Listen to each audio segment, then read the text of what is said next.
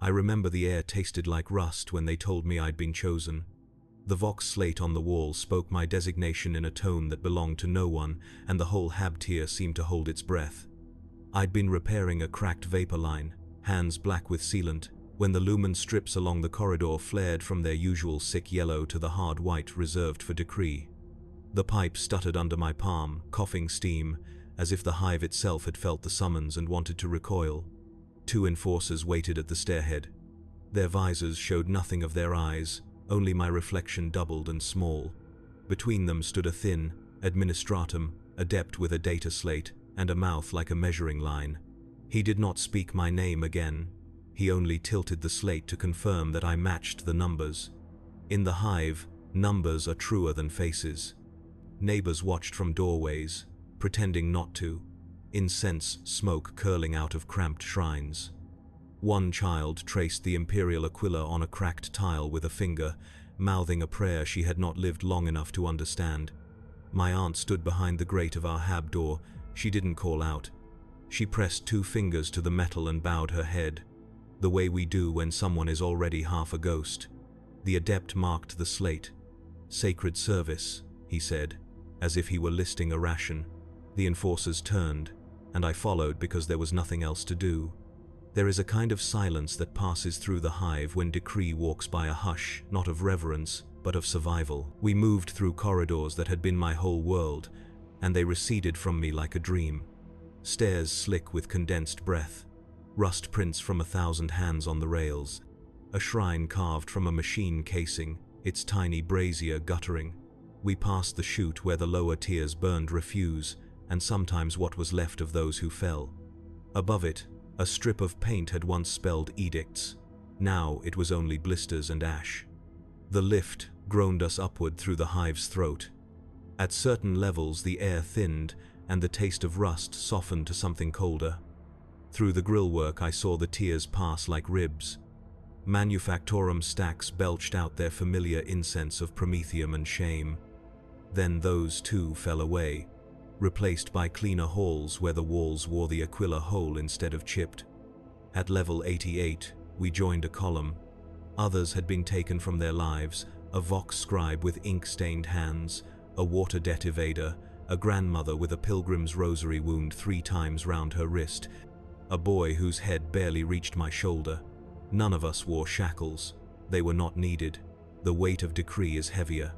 A robed cleric met us at a transit arch. His voice came through a Vox grill worked into the beak of his mask, breath scented with incense and old metal. "Your fear is a measure of your faith," he said, not to comfort but to calibrate.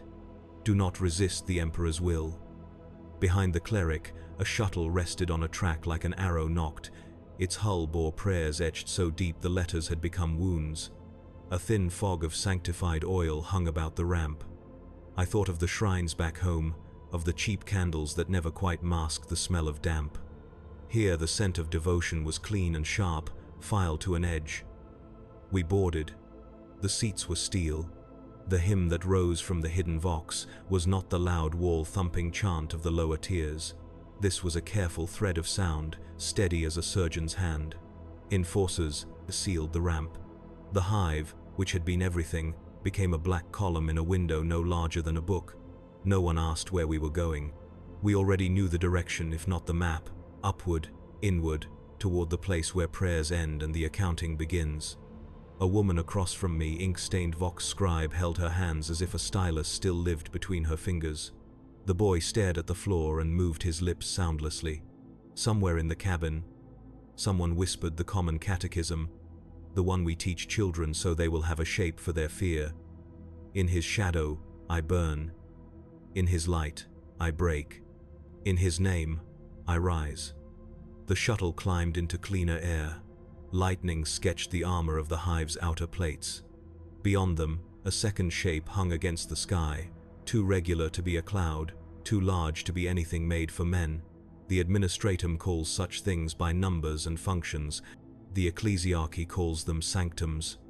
I only knew that the closer we came, the more the hymn seemed to live in my bones. When we docked, the pressure shift made my ears crackle. The ramp opened to a corridor whose floor was black ferrocrete set with brass scripture. The ceiling arched high, ribbed like the inside of something living. Servitors lined the walls, their augmetic lenses tracking us with insect patience. A tech priest raised a mechadendrite, ticking binaric syllables into a slate that scribed our numbers in a neat hand no human could match. We were herded, not harshly, not gently, toward a gate sealed in gold. Above it, an inscription in High Gothic gleamed beneath the lumen. The useful are remembered. The cleric turned to face us. "Repeat," he said. His words came slow, deliberate, and we spoke them because the room wanted it, because the walls leaned in to hear, because the air itself seemed hinged on obedience. "We are chosen," we said. "We do not return."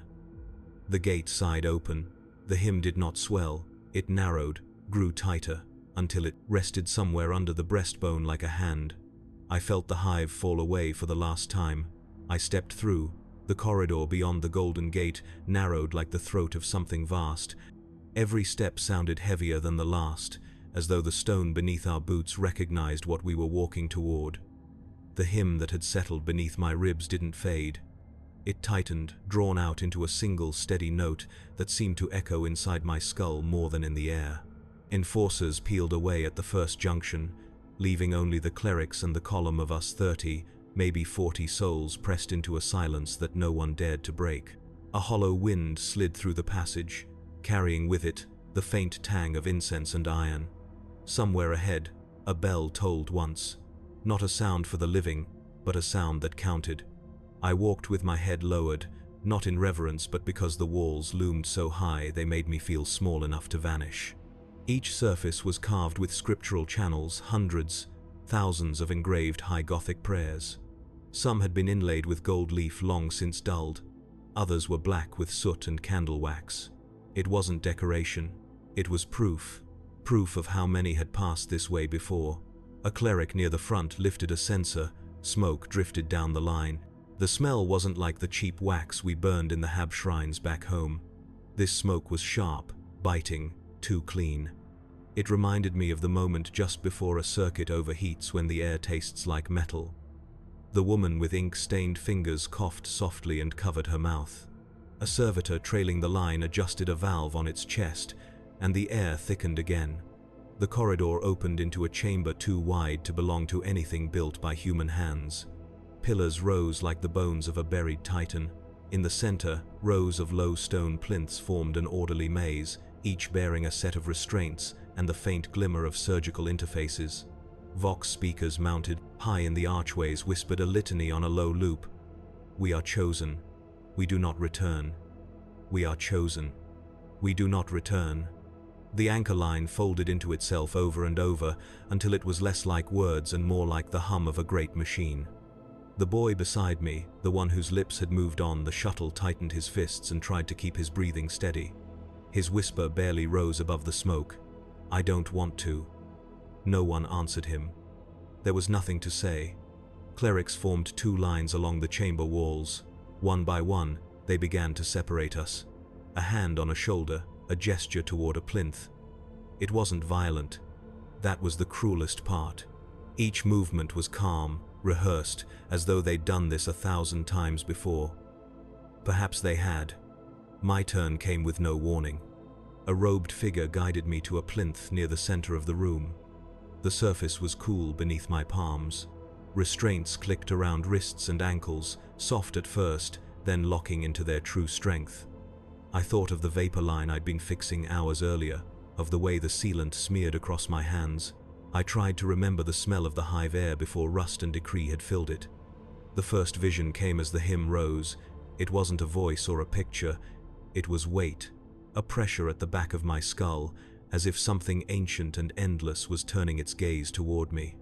For a heartbeat, I saw light, not the lumen glow of the chamber, but a cold, distant radiance like stars behind iron. A soundless whisper followed. "You are already gone." Then it was gone too, leaving only the hymn. A cleric leaned close to check the bindings at my wrist. Their mask had no eye holes, only a grill that exhaled slow, even breaths. "Fear is faith," they said softly, as if repeating something they'd been told long ago. "And faith is service." I didn't reply. The plinth hummed beneath me. Another aspirant cried out somewhere behind the pillars, then fell silent just as quickly. Servitors shuffled in rhythmic patterns, hauling cables, connecting lines to conduits I couldn't see. Every sound in the room was clean, efficient, measured. Above us, a great icon of the Aquila loomed, its wings blackened with age, its head bowed as if listening. I wondered how many voices had echoed beneath it, how many names had been spoken here before being erased. The boy was still whispering, too quiet for anyone else to hear. I wasn't sure if it was prayer or panic, maybe both. Maybe that was all prayer really was, fear with better words. The clerics began their chant again. The anchor line threaded through it like a blade. We are chosen, we do not return. And for the first time, it didn't sound like someone else's words. It sounded like they were already mine. They led us deeper into the chamber. Not fast, ritual has no hurry. The plinth beneath me released its hold with a hiss, and a servitor guided me down a ramp toward the far end of the hall. Brass scripture lined the floor, its lettering worn smooth where countless others had walked before. Every step I took fit into grooves carved by those who had once stood where I stood now. The clerics didn't need to speak. The path itself had memory. Rows of iron gates rose ahead, each engraved with the double-headed Aquila, each humming faintly with the power of wards and machinery buried deep in the stone. The scribe woman was pushed toward the first gate. She didn't resist, only clutched the edge of her robes as if there was something solid there to hold onto. The boy was 3 people behind me. His lips still moved. He hadn't stopped whispering since the plinth. The bell tolled again, a single, clean note. The gates opened in sequence, not all at once, but one after another, like the slow inhalation of some unseen colossus. Light flooded out, not the sharp lumen white of the corridors, but something more golden and strange, so bright it made the edges of the clerics' masks glow like halos. The air changed too. The metallic tang thickened into something sweet and acrid at the same time, like incense burning too close to a wound. One by one, they led us through. Beyond the gate, the passage widened into a dome. Cables hung like black vines from the ceiling, weaving into a central pillar capped with a vast sigil that pulsed with pale light. The hymn rose again, not from speakers this time, but from the stone itself. It wasn't sung in any tongue I knew. It was older, heavier. It made the air vibrate in the lungs. I felt the pressure in my skull shift soft at first, then sharp, like something sliding behind my eyes. The second vision bled in at the edges. I wasn't standing in the dome anymore. I was above it, around it, inside something vast and screaming with quiet. Shapes like broken angels burned in the dark, tethered together in endless light. I couldn't see their faces, only the pale fire leaking from the gaps between their bones. A whisper rode the edges of the light. Service is silence. Silence is forever. Then it was gone. The cleric's hand pressed lightly to my shoulder, grounding me back into the world. He didn't look at me. He only gestured toward another corridor veering downward. We descended. The air grew colder, drier. The walls were carved smooth here. No more soot, no broken wax, just scripture and iron. The enforcers were long gone. There was no need for them. The descent itself was a cage. At the bottom waited an archway taller than any hive spire I had ever seen. It wasn't built to keep people out. It was built to remind them they were small. Chains draped from its corners like offerings. The clerics halted us at the threshold. "Here," one intoned, "you give what you were." The anchor line followed like a shadow. "We are chosen. We do not return." We repeated it. The sound was quieter now, but heavier, as if the line itself had sunk its claws into us. They handed each of us a strip of linen marked with sigils. Mine was damp, with holy oils that smelled of rust and bitter flowers. I tied it around my forearm because the cleric's eyes expected it, and because anything else would have felt like breathing against a wall. The boy didn't move. A cleric knelt in front of him, mask to his small face, and whispered something I couldn't hear. Whatever it was, it made him step forward. Beyond the archway, a wide platform extended into a shaft that vanished into darkness. Transport's massive, ribbed machines like hives turned inside out, weighted on recessed rails. They hissed like animals that knew their part in the ritual. The hymn narrowed again, a single unwavering tone vibrating in the steel beneath our boots. I realized I couldn't hear the hive anymore. No echoes of the lower tiers, no distant traffic, no muttering prayers, just the machine and the quiet that swallowed everything else. The clerics guided us toward the transports. No one resisted. I caught one last glimpse of the boy, his eyes fixed on the ground, mouth still moving. Then the doors closed, and the world of the hive was gone behind steel and hymns. The transport doors sealed with a final hiss, and all sound from the hive died like a candle smothered under glass. The cabin's walls were lined with thin brass scripture, each line etched into the steel with obsessive precision. Above us, Vox hymns pulsed at a slow, deliberate rhythm, neither loud nor soft, but constant, as if meant to match our heartbeat and override it. It worked. Before long, I realized I wasn't breathing at my own pace anymore. I was breathing with the machine. Rows of benches faced one another down the length of the cabin. Each of us was strapped into place by harnesses that clicked with too much finality. I sat between the ink-stained scribe and the boy. His hands trembled so slightly you wouldn't have noticed unless you were already listening for cracks. I was. No one spoke. Words had started to feel pointless. The transport shuddered once as the engines engaged, a low thrum climbing through the frame. For a heartbeat, I expected to hear the distant rattle of the hive.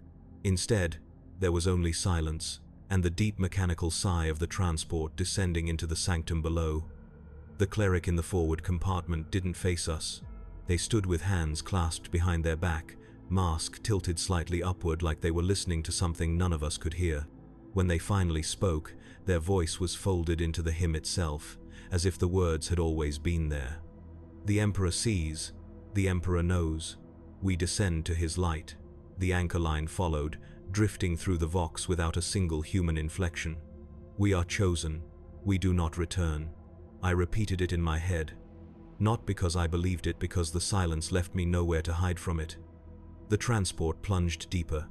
Outside the narrow viewport, stone walls slid past ancient strata of hive and sanctum carved out over centuries. Faded frescoes were etched into the passing corridors, depicting warriors who no longer had names, faces ground down by time into smooth, anonymous shapes. Even here, where no one from the tiers would ever come, someone had carved prayers into the stone.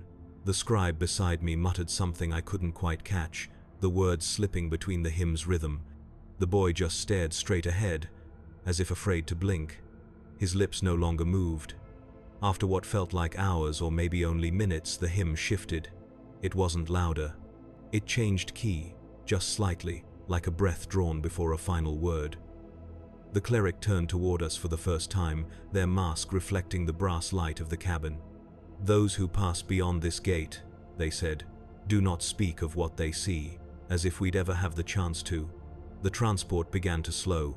Pressure filled my ears, followed by a low groan that sounded less like metal and more like something alive settling into its sleep. The doors opened with a deep, clean sigh. The air hit me like a blade, cold, sharp, unnaturally pure. There was no rust here, no smoke, no damp. It was the kind of air that made the lungs feel smaller than the body around them. We stepped out into an atrium built not for men but for belief. The ceiling stretched upward farther than the hive's highest spire, lost in shadows that flickered with lumen fires burning in iron braziers. A colossal aquila hung above us, wings outstretched, each feather a separate panel of gilded steel. Pilasters lined the walls, carved with the faces of saints or martyrs whose eyes seemed to follow us as we walked. At the center of the floor, a long path of black stone ran toward another gate, a gate taller than any cathedral I had ever seen. Servitors awaited us in silent ranks, their limbs bound with liturgical wrappings. Some held censer arms, releasing controlled streams of incense. Others carried heavy chains that trailed across the floor like quiet serpents. Their optics glowed with soft red light. We were counted again. A scribe's voice rang out in crisp high Gothic, cataloging numbers instead of names. Designation Hive Delta Block 17, 32 delivered. I didn't bother turning around to check who hadn't made it. A second cleric approached the line with a long staff capped by a small skull. They tapped it once on the floor and intoned, "The journey ends where the light begins." Then the anchor line rose again, low, steady, inevitable. "We are chosen, we do not return." This time, it wasn't just in the air, it was in us. Every breath in the atrium felt like part of it, as if the place itself was alive and breathing through us. They led us toward the gate. As I walked, the boy's hand brushed mine by accident, cold, trembling, human. For just a heartbeat, I remembered the warmth of the hive's broken air vents and the rust that always stained my palms. Then the gate loomed, and all of that disappeared into the clean, merciless silence of the sanctum. The gate split open like a mouth learning to speak. No creak, no grind. Just a clean, controlled motion, as if the very air had been waiting for it. We stepped into the next chamber in single file. It wasn't as vast as the atrium, but it felt heavier. The walls curved inward, smooth and dark, carved from some stone that swallowed sound whole. I could hear my breathing too clearly. I could hear everyone's. The clerics moved with ritual precision, their steps matching the rhythm of the underlying hymn. The sound didn't come from anywhere in particular anymore, it was inside the walls, or maybe inside us. The boy stumbled on the threshold, and one of the servitors caught him with unsettling gentleness. No one spoke. We passed beneath a series of archways, each etched with sigils of the Imperial cult. I didn't know their meaning, but they pressed on my thoughts like heavy hands. The air grew colder with each arch. The faint incense of the upper sanctum gave way to something sharper, cleaner, like standing too close to a storm. Halfway down the corridor, the scribe beside me whispered so faintly I almost thought I imagined it. "They say we become part of his light." Her words trembled in the silence. No one answered her. Not even the clerics turned their heads. It wasn't forbidden speech, it was irrelevant. Down here, belief didn't need voices. At the end of the passage, another set of gates waited, taller than the last, forged from interlocking plates of black iron. A golden aquila sat above it, wings outstretched, its surface worn smooth where countless hands must have touched it in passing. The lead cleric raised their staff, striking it once against the floor. The echo died too quickly, swallowed by the stone. Then the anchor line came, not sung, not spoken, but pressed into the air like a weight. "We are chosen, we do not return." This time, the refrain wasn't a chorus, it was a law. The gates swung open. What lay beyond wasn't a hall, or a temple, or a room made for men. It was an artery. A long, descending tunnel of smooth stone and iron veins. Cables crawled along the ceiling like roots of some inverted tree, converging somewhere far below where the air shimmered with faint light. We followed. The descent was slow, deliberate. No one forced the pace, but no one broke it either. The clerics walked at the front and back, silent as the walls, their sensors spilling thin streams of pale smoke. The boy began to shiver openly now. I wanted to tell him it didn't matter. I didn't. Down here, the truth was already speaking for us. After a while, the walls began to change. Script and sigils gave way to relief carvings, thousands of faces etched in shallow lines, some serene, some twisted in ecstasy, others in silence so absolute it hurt to look at them. They weren't portraits. They were echoes, sacrifices stacked like a history no one was meant to read. A servitor walking ahead of us suddenly stopped. Its optical lens flickered, then brightened, casting a thin red beam across the path. The cleric in front held up their hand. We froze. Somewhere below, a deep vibration rolled through the tunnel. Not sound exactly, more like pressure. My bones hummed with it. The light at the tunnel's end pulsed once, as if acknowledging us. Then the servitor moved on. The descent continued. The hymn shifted again, thinning out into a single low note like the last breath before silence. My heartbeat tried to follow it and failed. Somewhere along the line, the scribe's whispers stopped. The boy no longer looked around. We had become weight in motion. The tunnel opened at last into a wide platform carved directly into the heart of the sanctum. The light here was different, dimmer, golden like dying embers. Massive elevator platforms rested along the edges, their surfaces covered in scripture and control runes. Tech priests waited beside them, motionless except for the twitch of mechadendrites coiling and uncoiling like patient serpents. This was where the clerics stopped. "The descent below this point is holy," one of them said through their mask. "And final." They didn't need to say the anchor line. I heard it anyway, inside my skull. "We are chosen. We do not return." The tech priests began ushering us onto the elevators in groups of 6. Heavy locking bars clamped shut around us. The platform beneath my feet thrummed like a held breath. The boy's knees knocked once against the rail. I pretended not to notice. The cleric at the edge raised their hand in benediction. The platform lurched downward, swallowed by the shaft. Darkness rose to meet us. The elevator shuddered as it plunged deeper into the sanctum, the motion so smooth it felt more like falling than descending. The hymn had grown faint not because it had stopped, but because it now came from somewhere far below. A hum, a pulse, something too vast to name. The group huddled close without meaning to. A quiet pressure filled the shaft, something heavy and slow that pressed against the inside of my chest. The boy clenched the rail until his knuckles whitened. The scribe sat with her eyes shut, lips moving in a soundless prayer.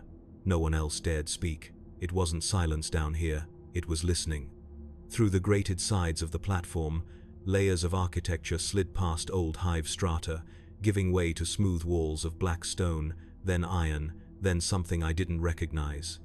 The deeper we went, the less the sanctum looked like it had been built. It felt carved, as if the rock itself had been hollowed by belief. Somewhere far below, a bell rang once. The sound climbed the shaft, resonant and patient. The clerics didn't react. They didn't need to. Then, through the grating, I saw the light. A soft gold shimmer, distant at first, then sharpening as we sank toward it. It wasn't the steady light of lumen strips or torches. It was alive like flame caught behind water. It pooled in the darkness like a waiting eye. And the closer we drew, the more it felt like the air itself was vibrating with that light, as if it didn't need heat or sound to make itself known. The elevator slowed. A pulse rippled through the floor, traveling up through my boots and spine. Not mechanical, not random. A heartbeat. When the platform came to rest, the gates opened to a cavernous chamber so large the far walls were lost to shadow. Above us, golden sigils floated on chains, swaying gently in some unseen current. They weren't banners, they were warnings, prayers, and promises all at once.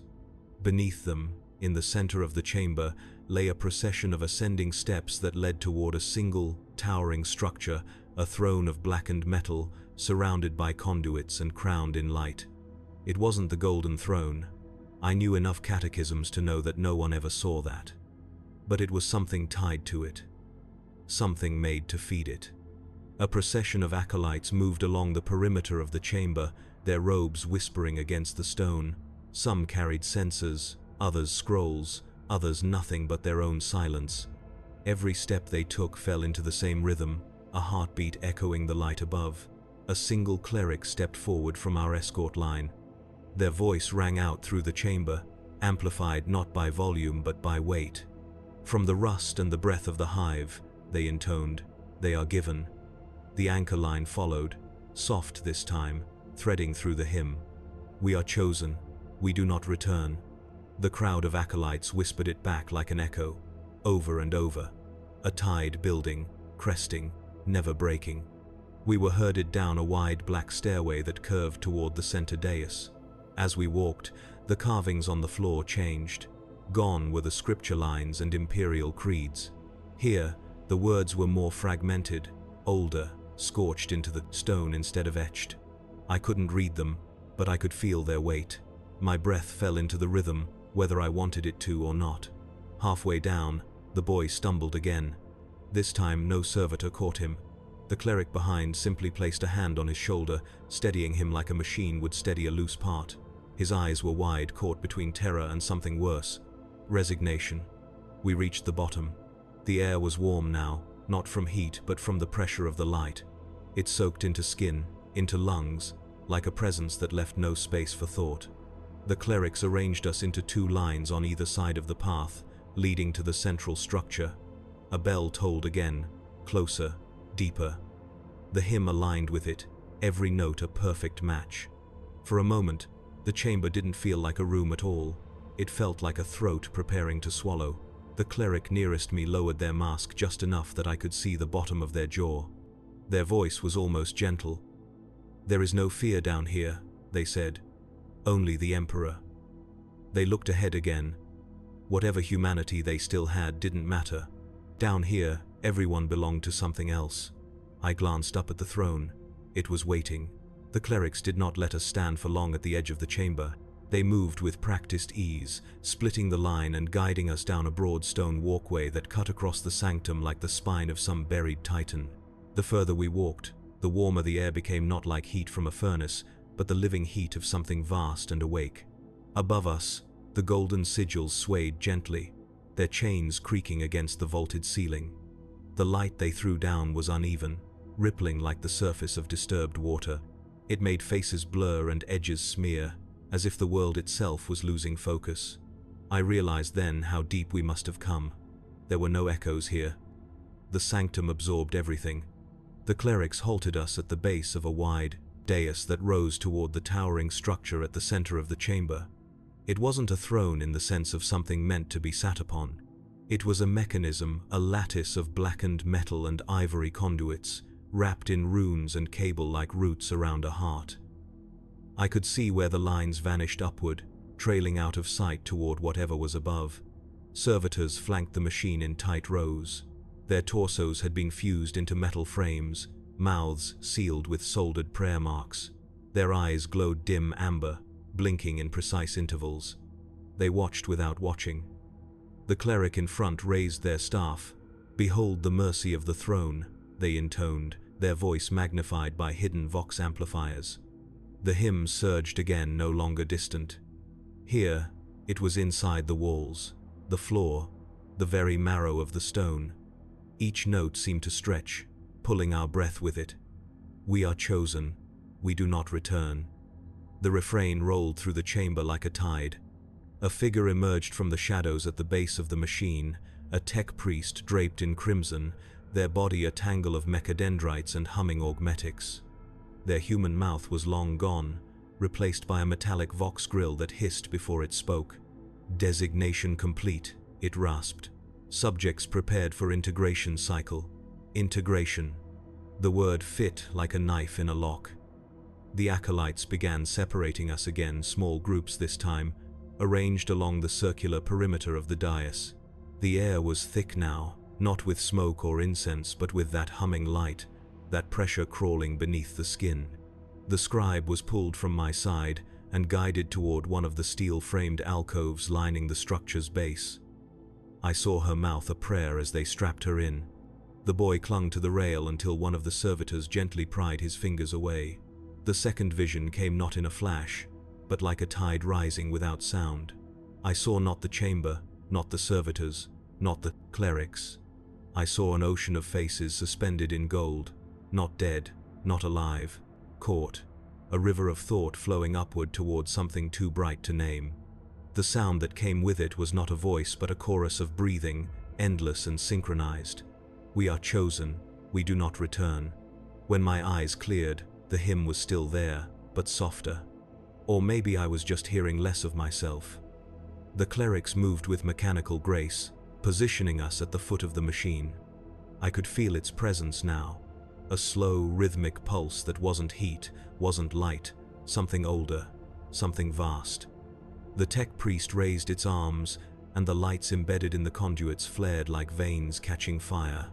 A deep bass vibration rumbled through the floor. The servitors began connecting the first of the aspirants' straps, tubes, augmetic clamps, sliding into place with perfect, unhurried precision. No screams. Not yet. The silence was worse. I felt a hand at my shoulder, one of the clerics. Cold through the fabric. They didn't push. They didn't need to. The machine behind them was gravity itself. The boy's turn came before mine. They lifted him onto a platform, the mechadendrites bending around him like fingers, his eyes locked with mine just once. He didn't look afraid anymore, He looked small. The machine sang. And the light above us shuddered. The machine sang louder now. Not in notes, not even in sound, but in a kind of pressure that filled the lungs and squeezed behind the eyes. It was like standing too close to a great storm, except the wind was inside my skull. I couldn't tell where the hymn ended and the machine began. The two had fused, one feeding the other in perfect, merciless rhythm. They began taking the others one by one. Each aspirant was guided to a platform set into the dais. Each platform a mirror of the next black stone edges, brass inlays of scripture, clamps already waiting like open jaws. The scribe was second after the boy. She moved without protest, but her hands twitched as the mechadendrites found their places against her throat, her chest, her temples. The clamps closed around her with the quiet finality of a door that never opens again. The tech priest murmured in binaric, each syllable hissing like steam. The light above the machine flared brighter. A hum rolled through the chamber. Her breath hitched once, then steadied, drawn into the machine's cadence. Her eyes lost their focus, as though something had pulled the world out of her.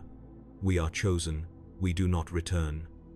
The anchor line threaded through the hymn again, but this time, it didn't feel like a chant from somewhere else. It felt like it was being spoken through us. I felt a cleric's hand settle on my shoulder, cold, unyielding. "Step forward," they said.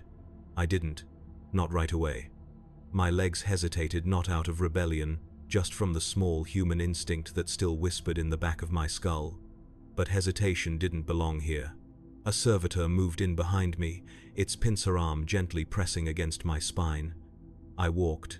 The dais felt warm under my bare feet, too warm to be stone.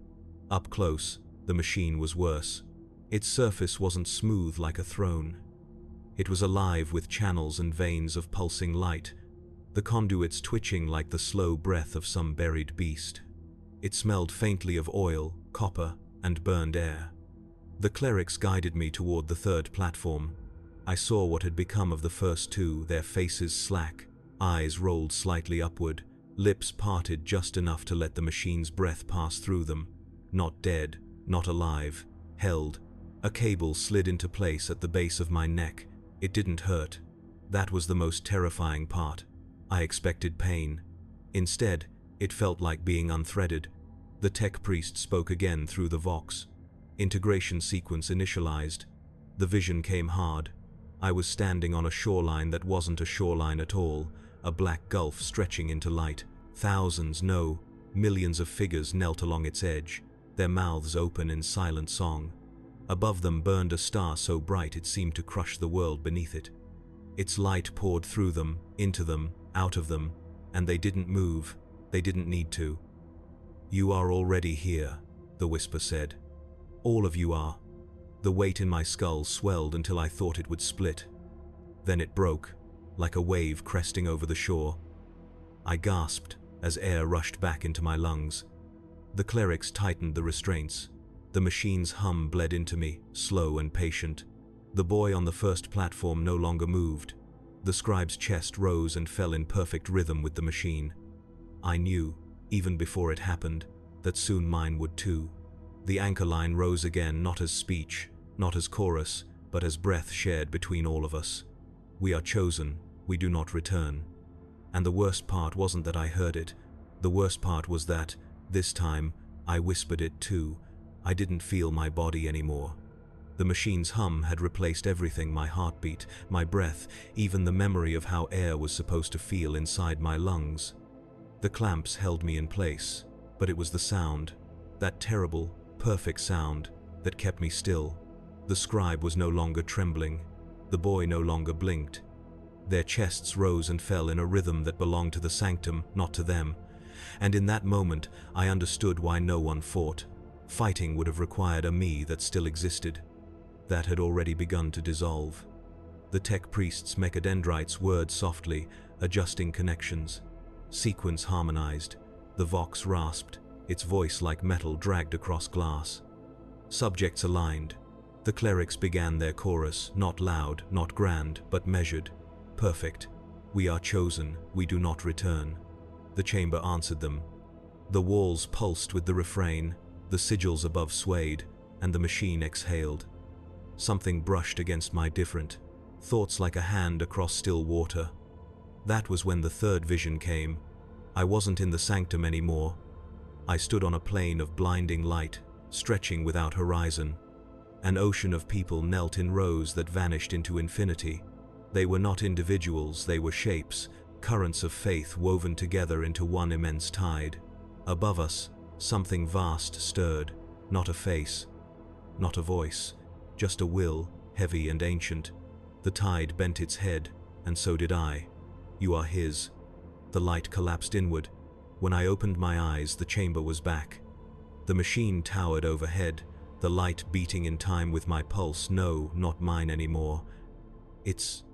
The clamps released. It took me a second to realize it. I didn't move. The others who had already been connected didn't move either. We didn't have to. The hymn now lived inside us. The clerics walked the perimeter slowly, masks reflecting the machine's gold glow. "This is the mercy of the throne," one intoned. "You are no longer yours to keep." A wave of heat rolled through the room. The boy on the platform turned his head, not with the stiffness of someone bound, but with the slowness of someone listening to a distant voice only he could hear. His lips moved. "We are chosen." The scribe whispered the rest. "We do not return." Their voices didn't sound like their voices anymore. They were too smooth, too synchronized. It was as if the machine itself had begun to speak through them. One of the clerics stepped forward and placed their hand over my chest, right where my heartbeat used to be. "You feel it now," they said softly. "The Emperor's hunger, the Emperor's grace." And I did feel it. Not as something cruel, not as something kind, just vast. The tech priest's lenses flared once, as if taking measure of us. Subjects stable, integration complete, cycle proceeds. The servitors began to move, guiding those of us who had been linked down from the platforms. We moved without orders, without hesitation, as though the tunnel of our lives had narrowed into a single, silent command. The chamber no longer felt like a place we were visiting. It felt like the inside of something alive, something that had been waiting for us. I passed the boy as we were guided toward the next gate. His eyes weren't empty. They were full of the same light beating above us. The scribe walked beside him, her hands folded against her chest, lips still moving in silent rhythm. And then I heard it not through ears, but in the marrow of my bones. "We are chosen. We do not return." I didn't try to fight it this time. I whispered it too. The chamber opened like a wound. Clerics guided us down a narrow bridge that crossed a gulf of darkness, the machine's golden light fading behind us. What lay ahead wasn't bright, it was dim, almost gentle, a soft red glow pulsing in the distance like the slow heartbeat of something too large to see. Every step echoed in perfect time with that pulse. We moved as one, though none of us had agreed to. The scribe's lips kept moving. The boy's breathing was quiet and even, like he'd already forgotten what panic felt like.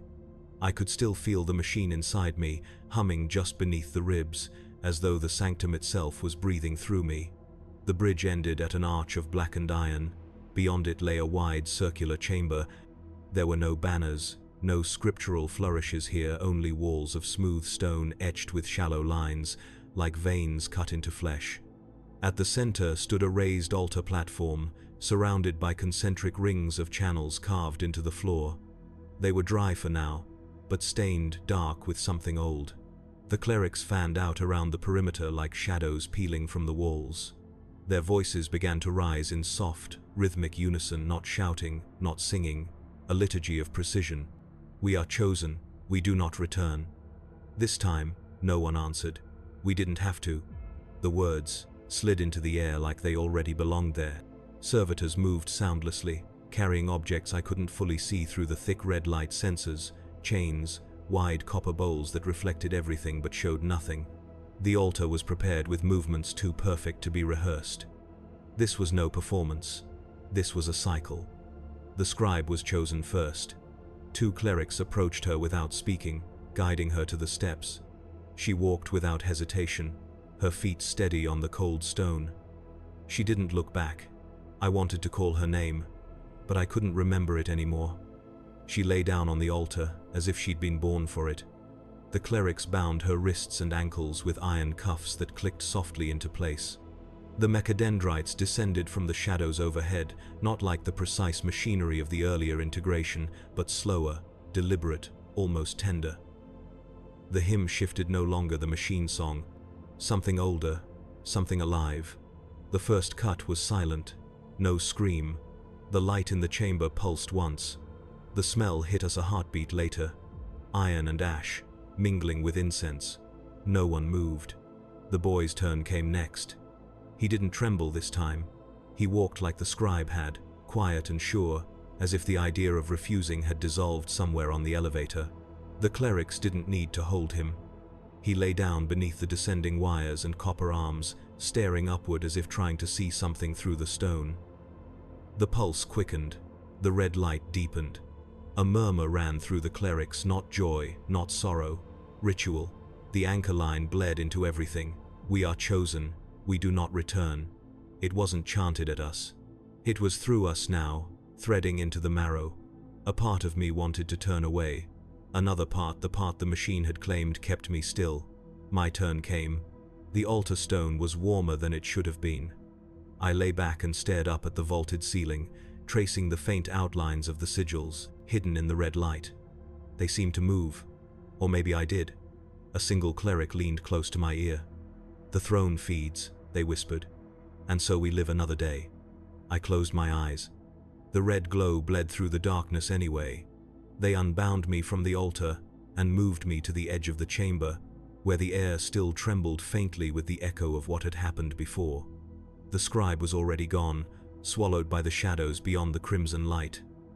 The boy lay motionless on the stone, surrounded by a slow-spreading warmth that gleamed under the red glow. The clerics didn't mourn. There was no ceremony of grief here. This was the ceremony. Incense thickened until it blurred the edges of the walls. The servitors shifted like extensions of the room itself, preparing the next bodies. The clink of metal on stone was soft, deliberate. Precision had replaced humanity. They led a woman to the altar next. She wore the grey robes of a Habtier water worker. I didn't know her name. None of us did anymore. She didn't fight.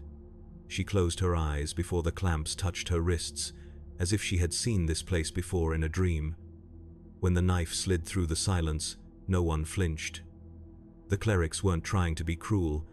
They were simply removing what no longer belonged. I could taste copper on my tongue, even though the air itself never seemed to move. Across the chamber, mechadendrites began lowering copper funnels into the carved floor channels. Fluid, dark and heavy, filled the first ring.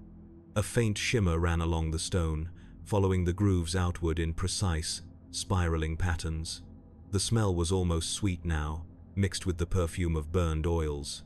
The room was changing shape without actually moving. The cleric nearest me tilted their head slightly. "Do you hear it?" they asked, voice low and toneless. "This is the Emperor's mercy. The offering makes the light endure." I didn't answer.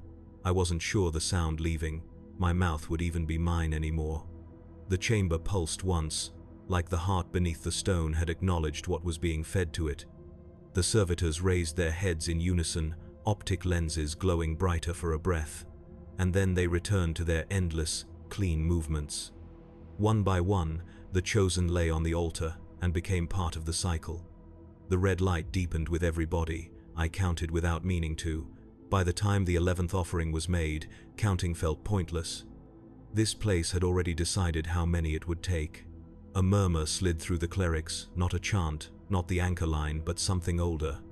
A language of breath and rustling fabric, too ancient to translate. It wasn't meant to be understood. It was meant to be obeyed. The scribe's body reappeared, then not whole, not broken, but changed. Wrapped in linen, marked with black sigils, it was lowered into a recess at the altar's base. No ceremony, just continuation. The boy followed next. Their offering was not their end. It was the beginning of something that didn't belong to them anymore. My hands shook, not from fear, from something worse. The absence of it. At the far end of the chamber, another gate yawned open, framed in dull brass. A slow exhalation rolled out, warm and dry like the breath of an ancient furnace. The clerics turned toward it with a kind of reverence that had no softness in it, only inevitability. "The chosen ascend," one of them said softly, "or they become the road others walk." The servitors gestured to the survivors. Fewer now. Each of us had the machine's hum coiled somewhere deep inside. Each of us had watched the red light thicken, felt the room grow hungrier. We were herded toward the gate. I didn't look back at the altar. The sound of it was already behind my eyes. The last thing I saw before crossing the threshold was the crimson glow reflecting off the stone channels, still pulsing, still drinking. The air beyond the brass gate was different. It wasn't clean like the upper sanctum or rust-slick like the hive. It was still too still, as if the walls themselves were holding their breath. We stepped into a long passageway carved directly into the bedrock. Thin lumen strips lined the ceiling, their glow muted to a pale amber that made everything look like it was fading. The survivors walked in silence. Not the silence of obedience anymore, the silence of something emptied out. I couldn't tell how many of us were left. The faces ahead were a blur, bare feet on stone, lowered heads, hands brushed with faint copper stains. The air carried the faintest echo of the chamber behind us, incense, old blood, something almost sweet. It clung to the back of my throat. The passage narrowed, then opened into a circular hall, a staging place. The walls were bare here, stripped of scripture. Instead, they were covered in tally marks, carved shallow but precise. Rows and rows and rows of them, generations of offerings, scored into the stone like an accounting ledger. A cleric stepped onto a raised platform at the center. His robe was darker than the others, his mask carved with a high aquila crest. He carried no staff. He didn't need one. This was a place where everything had already been decided. "Your flesh carries his light," he said, and his voice was not amplified but carried through the hall like water down a drain. "The gift is almost complete." We were divided into lines. Servitors moved along the edges, attaching thin copper chains to our wrists. No locks, no struggle, just links, connecting us to one another like a living circuit. When the last chain clicked, the humming beneath the stone floor grew stronger, subtle at first, then steady, like a heartbeat just beneath the skin. I could feel the rhythm in my teeth. The boy walked 3 places ahead of me, his head tilted slightly upward, as though trying to hear something above the hum. The scribe's place in the chain was empty now. My wrists felt heavier, without the sound of her breathing beside me. The clerics began to speak in unison. Not the chant we'd heard before. This was lower, slower, a dirge. It didn't ask for belief, it assumed it. The servitors started pulling the chains taut, guiding us forward through a set of tall, narrow archways. The next chamber was a corridor of firelight. Braziers lined the walls, casting shadows that stretched and shrank with each step. The ceiling rose so high it vanished into darkness. I heard machinery somewhere above, turning slowly, like the breath of some sleeping god. We were led toward a descending stair. The stone was slick beneath my feet, as if thousands had walked this way before. The sound of breathing filled the stairwell, ours and something else beneath it, something slow and patient. The clerics didn't explain. They didn't need to. Everything here was designed to feel inevitable. When the stair ended, we emerged into a vast, vaulted chamber. At its center stood a pit ringed with brass pylons, each capped with dim golden lights. They pulsed in rhythm with the hum below the floor. It felt like standing on the edge of something alive and waiting to be fed. Servitors guided us into position around the rim. One by one, the chains were lifted and hooked into sockets along the pylon line. The circuit closed with a dull, resonant thud. The boy's head twitched when it happened. Mine did too. Then the cleric with the aquila mask raised his hands. "This is where your voices end," he said softly, "and his begins." The braziers flared as if something beneath the pit exhaled. Heat crawled across the stone floor, licking up through the chains and into my wrists. The hum turned to a slow, deep pulse. I didn't look at the boy. I didn't look at the others. I looked down into the pit. The darkness below wasn't empty. It moved. Something vast waited beneath the sanctum, and as the heat climbed through the chains, I understood why they'd called this part the offering. Heat climbed through the chains until it felt like my wrists were just another part of the floor. It wasn't a burning that blistered skin. It was older, deep, patient, the kind of warmth stone remembers long after the fire is gone. The pylons around the pit brightened one by one. Not a flare, an awakening. Their dim caps pulsed in sequence, passing a slow, deliberate rhythm along the circle until it returned to where I stood and pressed through the copper into bone. Something below answered the cadence with its own. The two rhythms learned each other. Then they were one. No one spoke. The clerics stood with hands folded, heads inclined. Servitors held their places like icons carved from brass. I listened to the sound of my breath until it no longer sounded like breath. It sounded like a measured intake patterned by a machine that had learned to mimic lungs. The floor trembled. Not the shudder of engines or the judder of gears, this was a pulse that moved through the stone in a smooth wave, as if the bedrock itself exhaled. The pit below remained dark, but the darkness moved with intent, shouldering against the edge of sight the way a tide presses at a seawall. A tech priest glided along the ring, mechadendrites tasting the air. Convergence, the vox rasped, the syllables falling like filings. Harmonic admitted. The cleric with the Aquila mask lifted both palms. Chains grew taut. My shoulders rolled forward an inch, not pulled by force, but encouraged by something that had already made the decision for me. I did not resist. Resistance required edges. I felt smooth inside. The first breath wasn't mine. It entered through the shackles and rose through marrow like light coming up through water. It filled my ribs with weight and left no space for anything else. The second breath learned the shape of me. The third erased the need for counting. Sound gathered over the pit as thin as thread, as strong as wire. It wasn't a hymn, and it wasn't the machine chant from above. It was a line cast upward, and from somewhere far beyond the stone and the hive and the sky that rusted over our world, something took hold of it. Pressure closed gently around my skull like careful hands. Not crushing, aligning. Thought narrowed to a single bright path, and along that path I felt distance begin to fold. I knew this wasn't the Golden Throne. We all knew. That was a name for places no living pilgrim would ever see. But the clerics had called this sanctum kin to its purpose. And as the pressure deepened, I understood what that meant. We were not fuel. We were a bridge. Not the light itself, but the impulse that steadied it. A low tone spilled from the pit. For a moment I tasted metal on my tongue the way I had in the Hab tier when Decree first found me. Then the taste changed salt and cold and something vast. My eyes remained open, but the hall thinned to a smear, and all that was left was a horizon that didn't curve. Across that distance I felt ships. Not hulls, not names, only their need. Tiny insistences pressing through night, each one a fingernail on the skin of the void, seeking a way to keep from drifting forever. The pressure around my skull answered them without language. It was a lighthouse you could feel with bone. Heat rose again.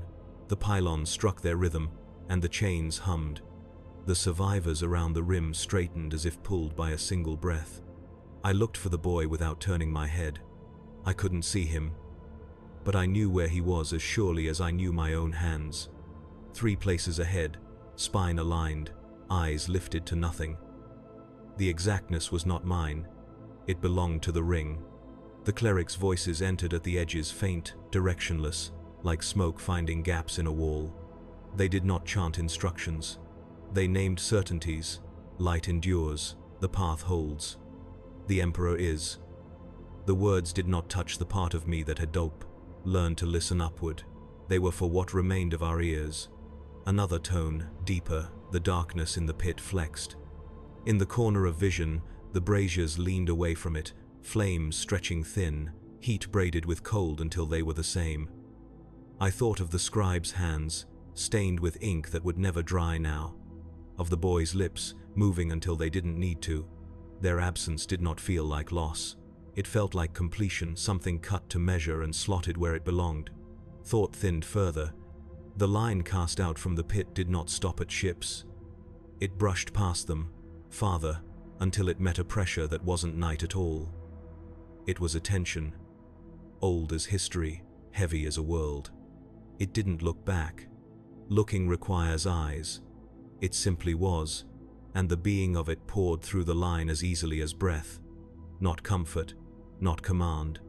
A presence that made choice obsolete. Hands I no longer felt at the ends of arms I no longer owned tightened on chains I could not see. The copper tasted of salt and prayer. The hum steadied, then settled into something like rest. We held. The cleric lowered his palms. The pylons dimmed by a fraction, not enough to lose the curve of their light, just enough to tell the room that the shape had been found. Servitors disengaged the outer catches with crisp metallic sighs, but the chains did not slacken, the ring did not break. We remained standing, each of us another tooth in the gear, each breath another measured part of the turning. The sanctum did not ask for more. It did not thank, it simply continued. Somewhere far above, an ocean of stone and hive and sky shifted by the width of a breath, and far beyond that, something found its way. The chamber had become a single held breath. Every sound, the chains, the pylons, the slow rasp of air through the cleric's masks, had folded into the low, living hum rising from below. The heat sank deeper into my arms until I couldn't tell where skin ended and metal began. The copper had stopped feeling like chains. It felt like pulse, like belonging. Somewhere behind me, one of the others sobbed once. A sharp sound, human and fragile. It vanished into the hum before it could become real. That was the mercy of this place. It took what didn't fit and folded it into the shape it needed. The cleric with the aquila mask stepped to the edge of the pit. He didn't speak with ceremony now. There was no need for ritual when the machine had already claimed its rhythm. "Breathe," he said softly. "Let the world above fall away." I didn't want to, not exactly, but the air beneath the stone moved through me all the same. I felt it fill the gaps where I used to keep my name, my voice, the taste of rust on that day in the hive. One by one, those pieces softened, then disappeared entirely. The darkness inside the pit stirred. It wasn't rising, not yet. It was listening. I followed the sensation upward, as if my thoughts were smoke caught in its pull. Past the ceiling, past the hive spire, past the rust and the endless sky choked with storm. I could feel the way above us, the tiny trails of ships threading through void, a flicker of lives clutching to their faith like a match in a frozen wind. For a heartbeat, they felt close enough to touch. The boy in front of me tilted his chin toward the darkness. No words, just a small motion, mirrored across the line like the ripple of a single breath moving through many lungs. The clerics didn't stop it. This was what they wanted. The hum swelled. All the heat turned inward, pressing against my chest, not burning, not crushing, but hollowing, making room. I wasn't thinking about the hive anymore. I wasn't thinking at all. There was no room for memory here. The sanctum didn't care who we'd been. It only needed us to hold the weight it sent through us. Above the pit, the air wavered like a mirage. Threads of gold light unspooled from nothing, bending toward the chains like roots tasting water. When they touched the copper, the world went very still. Something vast had arrived. My heartbeat stuttered and then fell into perfect alignment with the pulse. The breath I drew wasn't mine. It was shared. It had always been shared. The boy's lips parted, but no sound came out. No sound was needed. The silence itself had weight, now a silence shaped by something that did not speak in language. A faint vibration passed through the chains, into our wrists, our bones, the parts of us that would never again belong only to us. And in that moment I understood, this wasn't about dying. It was about remaining, but as something else entirely. The pit exhaled. A low gust of warm air swept across the chamber like a hand over a field of grain. The clerics bowed. Servitors froze mid-motion, their optics dimmed, as if even their programming recognized the presence that had filled the room. This was the point of no return. I closed my eyes and felt the horizon stretch outward until there was nothing left to hold it back. Ships whispered their distance. The throne hung like a star I could not see but could feel through every vein. And somewhere in that endless dark, I felt something hear me back. The warmth folded into stillness. No movement, no instruction, no sound left that belonged to us. only the slow, tidal pull of something vaster than thought. The clerics remained where they were, heads bowed, masks catching the dim light from the pylons. Even they seemed smaller now, like their role had ended the moment the pit answered. My breath drifted somewhere I couldn't follow. I stood, but I wasn't really standing. I was held by the heat, by the pulse, by the quiet weight of the Emperor's endless, unseen gravity. Somewhere above, the hive existed, but it felt like a place I'd only dreamt of once, years ago, in a life that didn't belong to me anymore. The boy shifted slightly, not out of fear, not out of discomfort, just a faint tremor that ran down the chain like a ripple in water.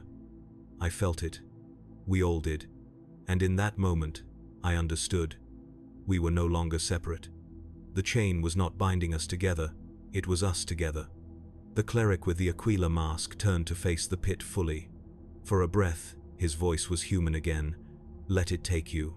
The darkness exhaled one last time.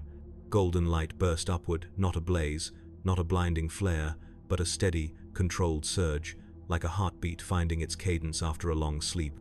The pylons pulsed in perfect time, the floor answered in kind, and our bones became quiet instruments in a symphony we would never conduct. There was no pain in what followed. Pain belonged to the living. This was something else, like the soft closing of a book, like the last breath before silence. The hive, the rust, the day they called my name, all of it peeled away. There was only the pull, only the light. The clerics began to back away, one step at a time, leaving us standing at the edge of the pit, like fixtures in a temple older than memory. The servitors dimmed their optics. The gate behind us sighed shut. Above, the last of the braziers flickered low, not out of exhaustion but reverence. The weight settled inside me like a second spine, cold, eternal, perfectly still. I didn't need to turn to know the boy's eyes had fixed on the darkness the way mine had. I didn't need to look at the others to know their breathing matched mine exactly. The world had narrowed to this chamber, this pulse, this silence, and somewhere far above, ships whispered across the void. A signal answered, the throne held. My name no longer mattered. No name did. I opened my mouth not to speak, but to let the weight inside me form its first and only word, the one the chamber had carried since the first pilgrim stepped onto the altar. It left me in a whisper that belonged to something far older than flesh. We are chosen. We do not return. The words didn't echo. They didn't need to. They belonged here. And so did I.